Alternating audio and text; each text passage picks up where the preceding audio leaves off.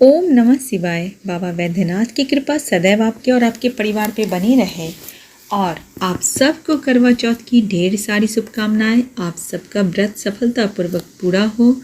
आप सबके घर आंगन में खुशियां सुख समृद्धि बनी रहे। आज की इस वीडियो में आप करवा चौथ की व्रत कथा का श्रवण करेंगे।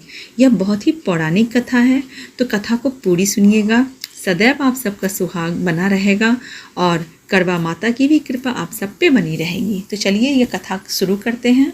बहुत समय पहले की बात है। एक साहूकार के 7 बेटे और उनकी एक बहन करवा थी। सभी 7 भाई अपनी बहन से बहुत प्यार करते थे, यहाँ तक कि वह पहले उसे खाना खिलाते और बाद में स्वयं खाते थे। एक बार उनकी बहन ससुराल से मैके आई हुई थी। शाम को भाई जब अपना व्यवसाय बंद कर घर आए तो देखा कि उनकी बहन बहुत व्याकुल थी। सभी भाई खाना खाने बैठे और अपनी बहन से भी खाने का आग्रह करने लगे, लेकिन बहन ने बताया कि आज उसका करवा चौथ का निर्जला व्रत है, तो वह खाना सिर्फ चंद्रमा को देखकर उसे अर्घ देकर ही खा सकती है।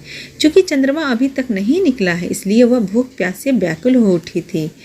सबसे छोटे भाई को अपनी बहन की यह हालत देखी नहीं गई और वह दूर पीपल के पेड़ पर एक दीपक जलाकर चलने की ओट में रख देता है। दूर से देखने पर वह ऐसा प्रतीत होता है जैसे चतुर्थी का चांद उदित हो रहा है।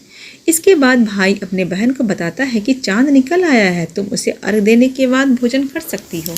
बहन खुशी के मारे सीढ़ियों पर चढ़कर चांद को देखती है और उसे अर्घ देकर खाना खाने बैठ जाती है। वह पहला टुकड़ा मुंह में डालती है तो उसे छींक आ जाती है, दूसरा टुकड़ा डालती है तो उसमें बाल निकल आता है और जैसे ही तीसरा टुकड़ा मुंह में डालने की कोशिश करती है तो उसके पति की मृत्यु के समाचार वहां से उसे आती है और वो बौखला जाती है। उसकी भाभी उसे सच्चाई से अवगत कराती हैं कि उसके साथ ऐसा क्यों हुआ। करवा चौथ का व्रत गलत तरीके से टूटने के कारण देवता उससे नाराज हो गए हैं और उन्होंने ऐसा किया है। सच्चाई जानने के बाद करवा निश्चय करती है कि वह अपने पति का अंतिम संस्कार नहीं होने देगी और अपने अस्तित्व से उन्हें पुनर्जीवन दिलाकर रहेगी। वह पूरे 1 साल तक अपने पति के शव के पास बैठी रहती है, उसकी देखभाल करती है। उसके ऊपर आने वाली सुई निमा घास को वह एकत्रित करती जाती है। 1 साल बाद फिर करवा चौथ का दिन आता है। उसकी सभी भाभियाँ करवा चौथ का व्रत रखती हैं। तब भाभियाँ उससे आशीर्वाद लेने जाती हैं तो वह प्रत्येक भाभी से यम सुई ले लो, प्रिय सुई दे दो, मुझे भी अपनी जैसी सुहागिन बना दो, ऐसा आग्रह करती है। लेकिन हर बार भाभी उसे अगली भाभी से आग्रह करने को कह चली जाती है और एक एक करके आगे बढ़ते जाती है।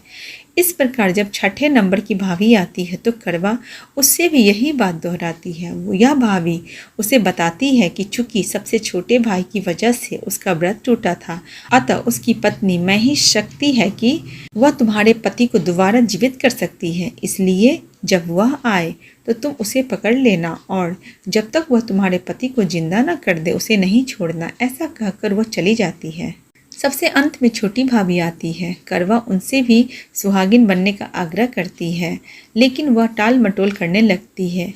इसे देखकर वह उन्हें जोर से पकड़ लेती है और अपने सुहाग को जिंदा करने के लिए कहती है। भाभी उससे छुड़ाने के लिए नोचती है, खसोटती है, लेकिन करवा नहीं छोड़ती है। अंत में उसकी तपस्या को देख भाभी पसीज जाती है और अपनी छोटी उंगली को चीरकर उसमें से अमृत उसके पति के मुंह में डाल देती है। करवा का पति तुरंत श्री गणेश कहता हुआ उठ बैठता है। इस प्रकार प्रभु कृपा से उसकी छोटी भाभी के माध्यम से करवा को अपना सुहाग वापस मिल जाता है। हे श्री गणेश माँ गौरी, जिस प्रकार करवा को चीर सुहागन का वरदान आपसे मिला, वैसे ही आप सभी सुहागिनों को अपना आशीर्वाद हम सब पे बना के रखें। जय हो गणपति बापा माता गौरी की। इसी तरह हर सुहागिन महिलाओं का सुहाग बना रहे, घर में खुशियाँ सुख समृद्धि बनी रहे। आप सबको करवा चौथ की ढेर सारी बधाइयाँ। आप सब का भी व्रत मंगलपूर्ण तरीके से संपन्न हो और आप सब अपने अपने घरों में एक खुशहाल जीवन व्यतीत करें। जय हो करवा माता। पहली बार करवा चौथ कर रहे हैं तो वो करवा चौथ के व्रत में कितने करवा उन्हें रखनी चाहिए, कितने करवे का उन्हें रखना है थाली में अपने। ऐसे तो अलग अलग क्षेत्र की अलग अलग परंपराएं होती हैं, लेकिन यह वीडियो आज इसी के ऊपर है कि करवा चौथ में जो भी महिलाएं पहली बार यह व्रत धारण कर रही हैं वह अपने थाली में कितने करवे रखें और उसे कैसे भरे, करवे को कैसे भरा जाए। तो आप सबको सबसे पहले करवा चौथ की हार्दिक बधाई हो। आप सबके घर आंगन में खुशियाँ सुख समृद्धि बनी रहे। सुहागिन महिलाओं के लिए सबसे खास दिन माना जाने वाला व्रत करवा चौथ इसी महीने 20 तारीख को है, यानी 20 अक्टूबर को। हिंदू धर्म में महिलाओं के लिए कई सारे व्रत बताए गए हैं, लेकिन कार्तिक महीने की कृष्ण पक्ष की चतुर्थी तिथि को आने वाले करवा चौथ का जो महत्व है वो बड़ा महत्वपूर्ण है। इस दिन महिलाएं निर्जला व्रत रखती हैं और शाम को चंद्रमा की पूजा के साथ ही यह व्रत पूर्ण करती हैं। इस साल करवा चौथ का व्रत 20 अक्टूबर दिन रविवार को पड़ रहा है। इस व्रत को करने से महिलाओं को अखंड सौभाग्य की प्राप्ति होती है। यह व्रत सुहागिन महिलाएं अपने पति की लंबी उम्र और अच्छे स्वास्थ्य के लिए रखती हैं। अब आगे बता दें कि करवा चौथ के व्रत में करवे का विशेष स्थान क्यों है। हमें जो भी महिलाएं पहली बार व्रत कर रही हैं उन्हें कितने करवे अपने थाली में रखनी चाहिए। पूजा की थाली में करवा चौथ के दिन जो पूजा की थाली होती है उसमें 2 करवे रखना ज़रूरी होती है। एक करवा सुहागिन महिलाओं का होता है और दूसरा करवा माता का होता है। ऐसे तो कहीं कहीं 3 करवे का भी इस्तेमाल होता है। महिलाएं 3 करवे भी रखती है, जिसमें एक करवे संतान के लिए रखी जाती है। अलग अलग क्षेत्र की अलग अलग नियम होते हैं, सभी लोग अपने क्षेत्र के अनुसार करें, लेकिन 2 करवे का होना ज़रूरी है, क्योंकि एक माता के लिए और एक सुहागिन महिलाएं के लिए। अब करवे में क्या भरे, तो थाली में रखे जाने वाले दोनों करवों में गेहूं भरा जाता है, लेकिन कई स्थानों पे महिलाएं एक में अनाज और दूसरे में गंगाजल रखती हैं। क्योंकि एक करवे में गेहूं भरा होता है, ऐसे में दूसरे करवे से माता को जल अर्पित किया जाता है। इसी करवे से चंद्रमा को भी अर्घ दिया जाता है। अलग अलग करवा रखने का जो महत्व होता है वो बहुत सारे क्षेत्रों में अलग अलग होता है।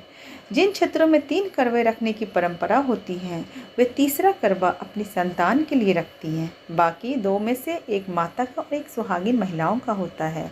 तो ऐसे में हम किसी बात को फिक्स लेके नहीं चल सकते कि 2 रखें या 3 रखें। हाँ, 2 ज़रूरी है। 2 के बाद अलग अलग क्षेत्र के जो नियम है उसके अनुसार आप 3 भी रख सकते हैं, इसमें कोई दिक्कत नहीं है। सभी अपने अपने परंपरा के अनुसार काम करें।